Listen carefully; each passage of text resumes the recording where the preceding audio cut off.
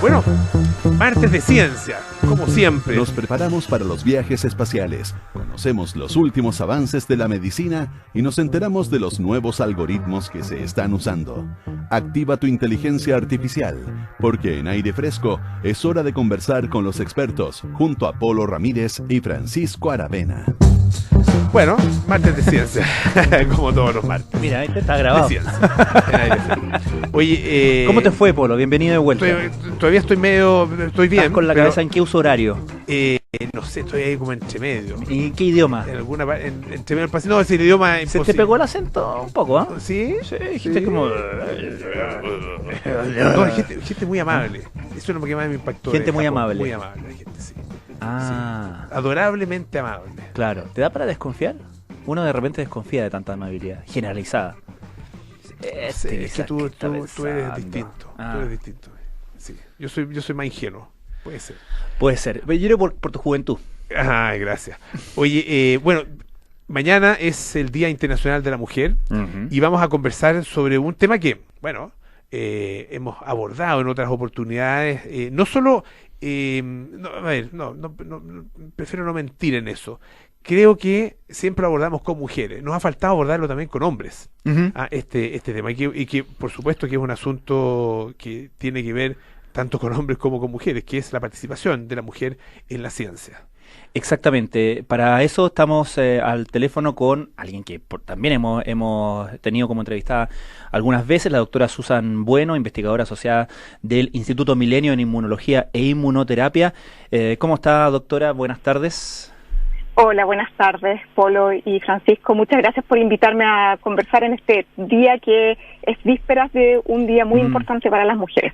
Es muy importante en muchos aspectos, como decía Polo, en ciencia es un foco importante en dos dimensiones, ¿no? Y queríamos abordar un poco de las dos dimensiones. Una tiene que ver con la presencia y la actividad y el desarrollo de las mujeres en las carreras científicas, ¿cierto? Y también es cuánto la falta de diversidad ahí afecta a la población en general en términos de representatividad, por ejemplo, de representatividad en las pruebas clínicas, las investigaciones, en el conocimiento que se va generando en torno a todo eso, porque si bien hoy día hay mayores criterios o hay mayor conciencia respecto del valor de tener a todas las poblaciones representadas y a todos los géneros representados, eso es algo relativamente reciente y el conocimiento científico que tenemos acumulado hasta la fecha recorre décadas en las cuales este ni siquiera era tema, ¿no?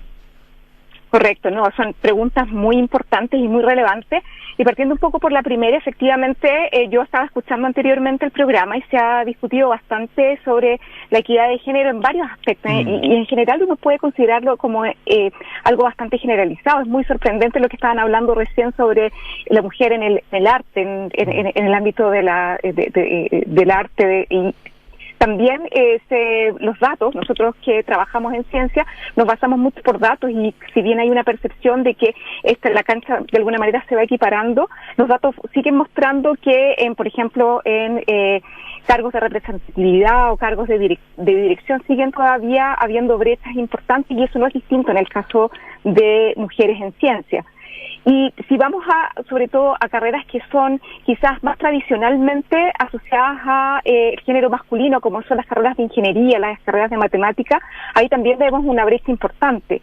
En términos de ciencias, ciencias naturales, biología, química, podemos ver también que hay diferencias, pero quizás donde se manifiestan muy fuertes, sobre todo en las carreras de pregrado, es donde se ven en las ciencias que son más del área de tecnología, matemáticas, ingeniería, y si bien se ha avanzado bastante en términos de hacer, primero que todo, que la sociedad tome conciencia de esto y que se generen las oportunidades, aún todavía tenemos, brechas muy importantes que hay que superar, sobre todo lo que tiene que ver con cargos de dirección en estas carreras. Y estas brechas comienzan ¿cuándo? Y para eso quería preguntarle un poco por su experiencia y también por la experiencia que puede haber conversado eventualmente con otras investigadoras, porque hay todo movimiento, también lo hemos mencionado acá, Pancho, yo creo que lo ha traído a la palestra, el tema del acercamiento o de la distancia de las mujeres con las carreras, las llamadas carreras STEM, ¿no es cierto? Las carreras que tienen que ver con el mundo de la matemática, ciencia, tecnología, matemática, ingeniería. Exactamente. Y eso viene de mucho antes. O sea, ahí estamos hablando de probablemente desde la más tierna infancia. ¿Cómo lo ve usted? Claro, efectivamente, estas brechas se pueden empezar a manifestar. Yo diría que principalmente, si no lo toma tanto en la parte de carrera científica, puede ser una brecha que uno lo podría considerar como un poco cultural, que ahora se está superando, pero claramente habían como carreras para hombres y carreras para mujeres hace quizás unas décadas atrás, ¿no? Entonces, que en realidad era prácticamente intimidante para las mujeres, sobre todo, y yo creo que también para las familias, de estas carreras que son más como pensadas para hombres y otras carreras que son más como aptas para las mujeres. Por suerte eso se ha ido, digamos, de alguna manera tomando conciencia y se ha ido de alguna manera abriendo las posibilidades y sacar un poco estos prejuicios, pero son aspectos que muchas veces están muy intrínsecos en nuestra sociedad y en nuestra cultura, ¿verdad? Y claramente cuando uno va a evaluar, por ejemplo, carreras de pregrado, cuando los estudiantes postulan a estas carreras y se ve cuánta es la diversidad de hombres y mujeres que entran a carreras, generalmente en carreras de pregrado estamos hablando ya cercano de un 50-50, pero a medida que vamos avanzando a posgrado, por ejemplo, o cargos académicos, o cargo de dirección académica, ahí la brecha se va cada vez más, digamos, ampliando. Y justamente, como bien dices, Polo, es algo que viene de muy temprano y que claramente, como es algo tan intrínseco en la sociedad, es algo que se tiene que trabajar por mucho tiempo, pero vamos viendo avances en esto, pero aún falta mucho, sobre todo cuando vamos acercándonos un poco como a los cargos que son más importantes. O sea, que más importante que nosotros tenemos el ejemplo en nuestro país, que después de mucho tiempo tenemos la primera mujer rectora en la Universidad de Chile, después la primera mujer en la historia. Claro. Entonces, ahí vamos viendo que efectivamente en posiciones que son importantes de toma de decisiones, de dirección, todavía nos falta un poco más y seguir trabajando, y tenemos que seguir trabajando en esto, justamente las mujeres que estamos en estas carreras, y para poder hacer la conciencia de que hay que sacar esta brecha, digamos, de alguna manera mental, y abrir las oportunidades para incorporar más mujeres a estas carreras, porque tienen toda la capacidad, y eso también está demostrado con datos.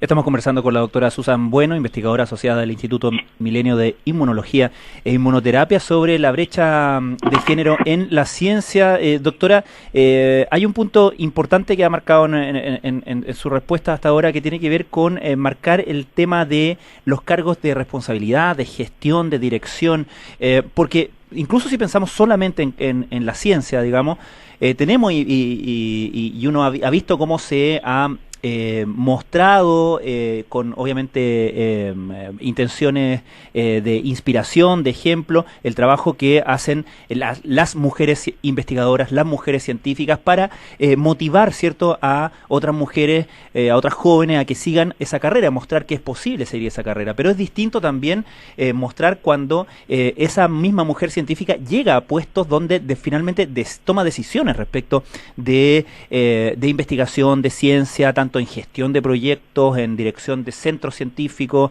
en fin, ahí también hay un techo de cristal que romper, ¿no? Correcto, y de hecho, justamente uno de los aspectos que se ha ido incentivando, sobre todo en los últimos años, a nivel de las postulaciones a proyectos no solamente individuales, proyectos de investigación, digamos, recursos para desarrollar ciencia, los proyectos asociativos, proyectos que tienen que ver, por ejemplo, con innovación, y también proyectos que son ya de una, digamos, magnitud más grande, como directores de institutos milenios, basales, etcétera. Se está implementando fuertemente digamos, el criterio de la equidad de género, en donde justamente se están aplicando de alguna manera condiciones en las cuales se favorecen en igualdad de condiciones, igualdad de calidad, digamos, la postulación de mujeres frente a hombres, porque yo creo que es importante que se abran estas oportunidades y de alguna manera se acelere esta posibilidad de que las mujeres tengan que tomar cargos de poder y demuestren su capacidad de hacerlo exactamente igual de bien como lo hace un hombre. Y eso también, como yo mencionaba, son aspectos culturales que de repente también puede generar un poco quizás de temor de tomar estos cargos porque son bastantes responsabilidades, pero que cuando se establecen como necesidades o como criterios, digamos, de evaluación o de necesidades, por ejemplo, de que se tienen que ir alternando los géneros en algunas posiciones, yo creo que eso también abre la puerta para que se liberen todas las potenciales, digamos, de alguna manera, dudas o temores para que las mujeres asuman estos cargos y demostremos lo bien que lo podemos hacer.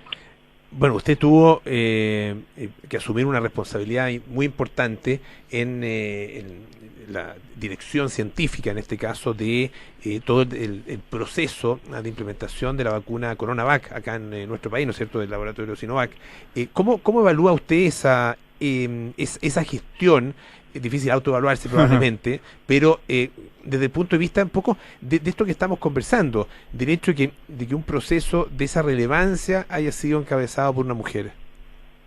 Sé que hubo otros científicos, ¿no es cierto? Obviamente hubo otros científicos también, pero usted era directora científica. Sí, esa es una pregunta que me toca muy de cerca porque, como bien dices, Polo, en un momento crítico también, en donde era una situación muy compleja desde el punto de vista sanitario, en donde justamente las expectativas para la solución de esta pandemia era la ciencia y era el desarrollo de vacunas.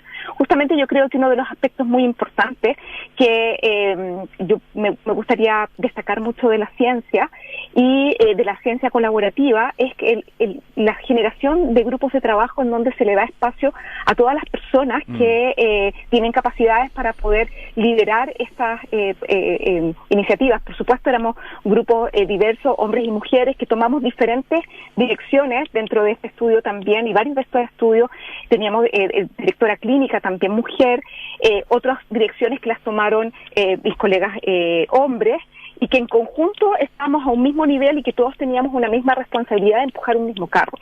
Y eso yo creo que fue una responsabilidad súper importante, por supuesto, que fue un desafío muy bonito, porque en realidad no solamente era la creación de conocimiento científico, sino que llevar a cabo investigación con grupos de mujeres y hombres también, que eran bastante, digamos, de alguna manera equitativo, este grupo que generamos tanto para la parte científica como para la parte clínica, y que no solamente era la generación de conocimiento, sino que estábamos sirviendo al país. Entonces, hacerlo a través de la ciencia fue una experiencia muy, satisfactoria, y yo creo que doy gracias por la oportunidad de haber tomado esta posibilidad, de haber tomado esta oportunidad. Claro, además, doctora, esto llega en un minuto, le llega a usted en un minuto en que la preocupación y el interés por la ciencia era creciente, y se llegó probablemente a una situación en la que tal vez nunca antes había habido tantas publicaciones, tanta presencia en los medios de comunicación, tanta presencia en la conversación cotidiana de la gente en relación con temas científicos, con mayor o menor conocimiento, pero estábamos preocupados todos más o menos de lo mismo, por lo tanto había muchas miradas puestas en ustedes. Correcto, y no solamente eso, sino que también era mucha expectativa, claro, porque era como las alternativas que teníamos para solucionar lo que felizmente se dio, que la vacunación y lograr la generación de vacunas en tan poco tiempo contra coronavirus y que se pudiesen aplicar a la población de una manera masiva, lograron que hoy en día podamos estar sin mascarillas y que básicamente estemos a través de la vacunación prácticamente protegidos de la enfermedad severa, y que por supuesto el virus sigue circulando, tenemos que seguir investigándolo, pero que se haya logrado un hito tan importante. Así que en ese sentido también la participación del mundo científico, tanto hombres como mujeres, muy comprometidos en enseñar y educar a la población. Y que espero que toda esta experiencia también sea una inspiración para niños y niñas que vivieron este proceso y que puedan inspirarse en los científicos como una forma, y en la ciencia como una forma de vida futura.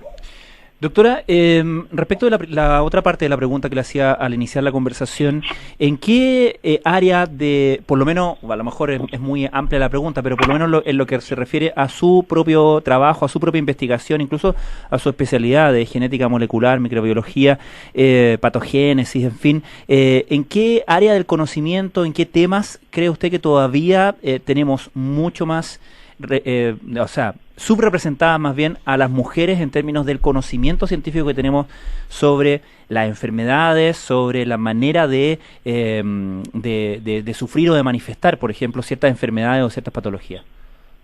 Sí, muchas gracias, Francisco, por esa pregunta y por traerla de nuevo, porque en realidad es muy importante.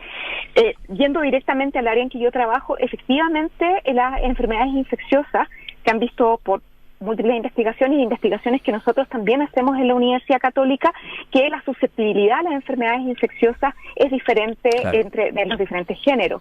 Y por lo tanto, esta, digamos, necesidad que el mundo científico y la comunidad científica ha incluido dentro de la investigación de hacer evaluaciones en ambos géneros, tanto en mujeres como hombres, y también algo importante que no solamente es a nivel de género, sino que también a nivel de edad. Por ejemplo, en general los estudios clínicos, como tú mencionabas, se hacen con hombres que son de cierta edad, jóvenes, sanos. Entonces, obviamente, se tiene un tipo de información que es muy valiosa, pero que no se puede aplicar a toda la población.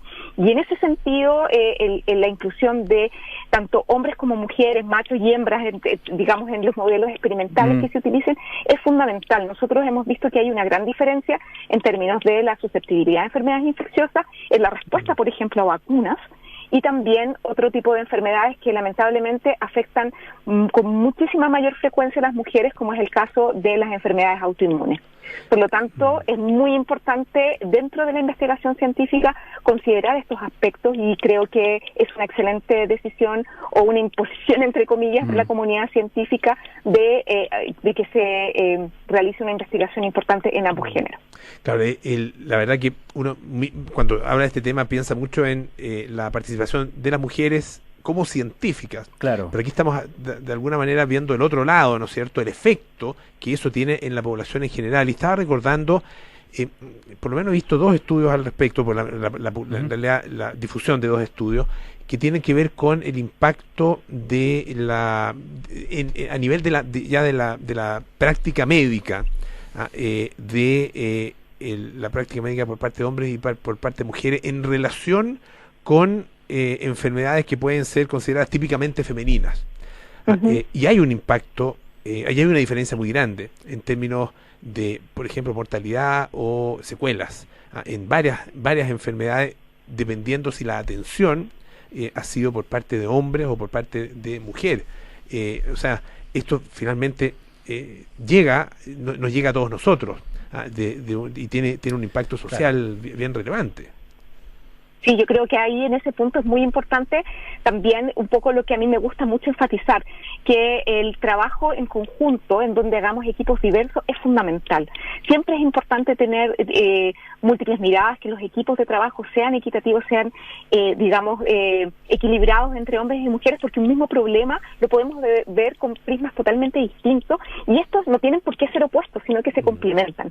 Y uno de los ejemplos que está diciendo Polo, claramente, de que se pueden tener miradas totalmente distintas que pueden llevar a una decisión médica distinta. Yo también me imaginaba desde el punto de vista de que hay carreras, o hay no necesariamente carreras médicas, pero sí asociadas a la salud, que es increíble que uno ve siempre, no sé, las carreras de pregrado que se postulan muchísimo más cantidad de mujeres que hombres. Entonces, eso también yo creo que hay que, de alguna manera, equilibrarlo y tratar de equipararlo para ambos lados. O sea, posiblemente hombres en carreras como obstetricia, enfermería, que quizás son un porcentaje menor que postulan, también tienen una mirada muy importante y hay que fomentarlo. Doctora Susan Bueno, directora científica de la vacuna CoronaVac acá en nuestro país, ustedes lo saben, lo recuerdan, con mucha presencia en su minuto, investigadora del Instituto Milenio de Inmunología e Inmunoterapia, profesora además de la Facultad de Ciencias Biológicas de la Universidad Católica. Muchísimas gracias por estar esta tarde aquí en Aire Fresco. Que tenga muy buenas tardes. Muchas gracias a ustedes y buenas tardes. Muchísimas gracias.